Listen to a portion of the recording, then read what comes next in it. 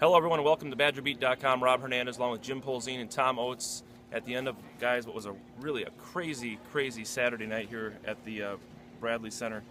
The Badgers rallied to win a game 85-77. I'm not sure, as it was unfolding, we were quite sure how they were doing it, but in the end, defense was big, shots started to fall. But as you guys look back on this, and Jim, I'll start with you first, what allowed the Badgers to launch a comeback from, 14 points down? Well, I mean, the first half they give up 19 fast break points, which is just an unreal number for any team, much less a Bo Ryan coach team that just prides itself on playing good transition defense. Right. So that 19 number was huge. In the second half, they didn't give up a single point in transition. And you talk to the guys, and they said it's just a matter of getting back, protecting the paint, and getting out on three-point shooters. And I thought that was the difference. I mean, Oregon made a living on pushing the ball in the first half, not quite as easy in the second half. Well, let's see, what got it done for the Badgers? I mean, did you think at halftime this team was sunk? Well, let's say this: they gave up 49 points in the first half. That's all, yeah. But I think in past games like this, they would have been done. Right. But they did score 37, so they were at least within shouting distance. I mean, they scored at the end of the half, and they're down 12.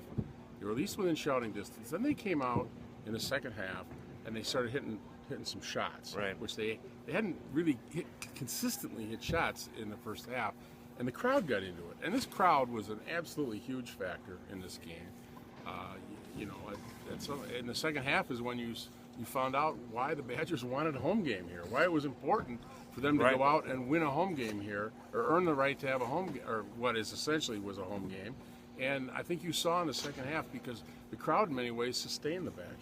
Now, in the second half, the final shot percentage is equal to the first half, but I know Greg Gard in the locker room afterwards, Jimmy, was saying that they needed to start making shots. They needed to get to the line to force Oregon to inbound the basketball. They weren't inbounding the basketball very much in the first half.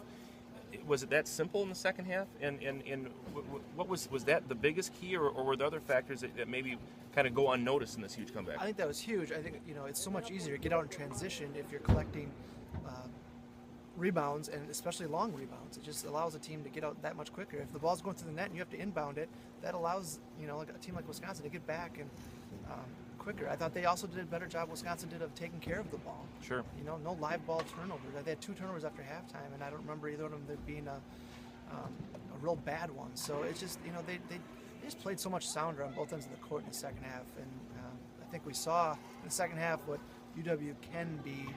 And to illustrate Oates' point, I mean, I thought the crowd was just unbelievable, yeah, and really helped this team. When they needed it, the crowd just kind of seemed to realize when this team needed a jolt, and kept it up for pretty close to 40 minutes. I was impressed. Rob, they ramped up the energy in the second half too. Let's just say, I can think of plays. Duye Dukan taking a charge. Right. Sam Decker getting key offensive rebounds. And, those are all work play. Those are plays where you have to really be working hard and playing with a great deal of quickness and energy to get those kinds of plays done. And they got a lot of those plays done. And they also hit some key shots. I think back to they had about a 16-3 stretch there early in the second half. They had 4 different guys make 3-point shots after not shooting the 3 all that well in the first half. Right. No, 4 so to 12. there was a lot. It was energy. It was tough-mindedness. It was a really. I mean, I thought it was a comeback for the ages. Now, that segues into my next question. I'm not trying to imply that you're the oldest guy in this group here, but You can imply that. okay, thanks, Jimmy. I might have you guys if you added your If you added, ages together. that possession that led to the Bruss 3, is it too much to say one of the greatest possessions in Badger history for the length and what it meant to get this team to the Sweet 16? Well, what it meant was you saw guys selling out to go get the offensive rebound. Right. And not once, but a couple of times, absolutely selling out to go get that offensive rebound. And that's what you have to do to win a game in this tournament against a really good team, which I think we all agree Oregon was a really good team. That possession was so long that I have this right. Bruss wasn't even on the court at the beginning of the possession, right? Correct. He was on the bench with 4 fouls. That's right. There was a timeout in the middle of the possession. That was a really sharp, smart timeout by Bo Ryan, though, I thought. Yeah. They had gotten 2 offensive rebounds, and they hadn't totally gotten reset on their offense. No. And he called a timeout. He got Brust back in the game. They reset their offense. They ran a good possession, and they got Brust a wide open three, which he drilled. And that was a critical possession. It was also a really good timeout. Yeah. Yeah, because he could tell their spacing. Yeah. You could tell their spacing was bad, and I agree. I thought it was a really well-timed timeout, and it ends with a huge play. And because the two of you have seen every game this year in the Kohl Center, how much louder was this place? It just feels to me like the Bradley Center is a little bit more compact.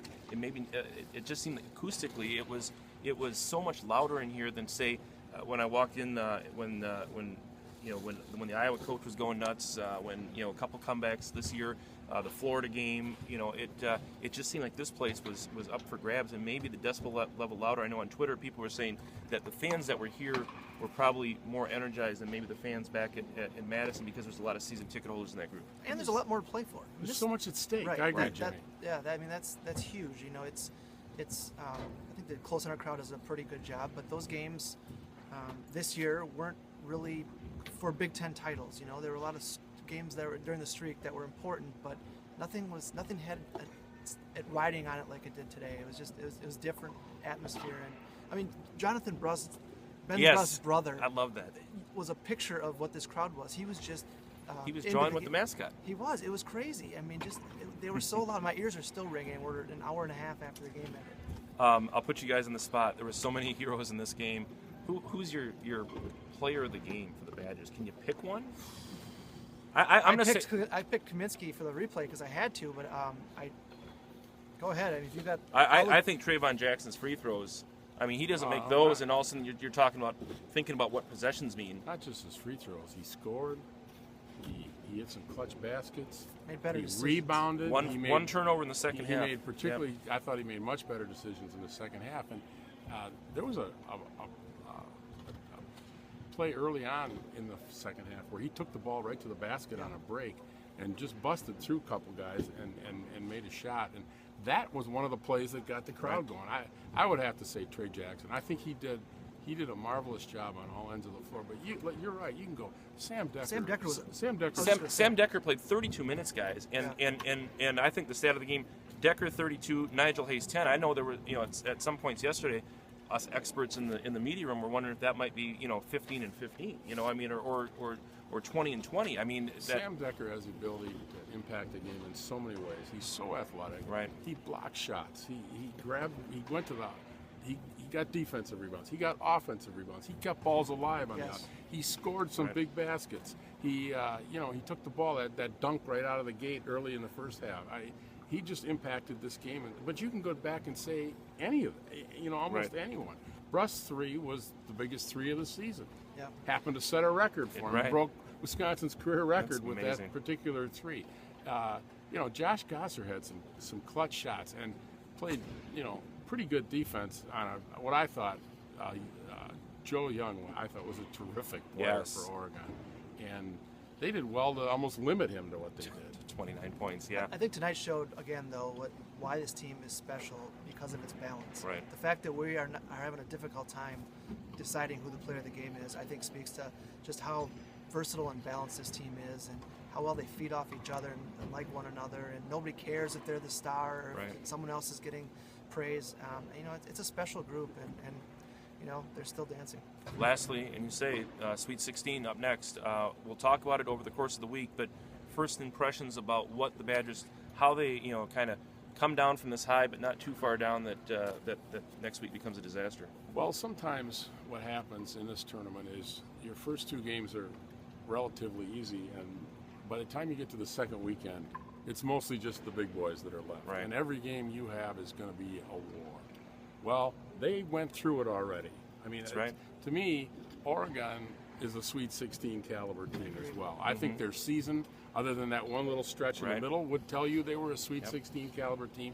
So to me, the Badgers have a leg up on the thing because they've gone through it. They have played, a really high quality team, and they came out on top. I thought Oregon, I said this earlier in the day, was a number 7 seed playing at the end of the year like a 3 or 4. Sure. And they were number 7 because they went through that stretch and kind of worked their way up to 7. But it's clearly a better team than their seed indicated. Now, I want to mention one thing before we go off. I think it's a tremendous advantage for UW that the team they're going to play next has to play tomorrow. They can Right. go back and watch. It's one less day for that team to prepare for UW. So I think that's a little bit of an advantage. Well, we'll talk more about the Sweet 16 in the coming week, but for now, we'll look back and say, what a game here at the Bradley Center on a Saturday night as the Badgers knock off Oregon 85-77. For Jim Polzin and Tom Oates, I'm Rob Hernandez. Thanks for joining us all weekend here at the Bradley Center. We'll see you next week in Anaheim.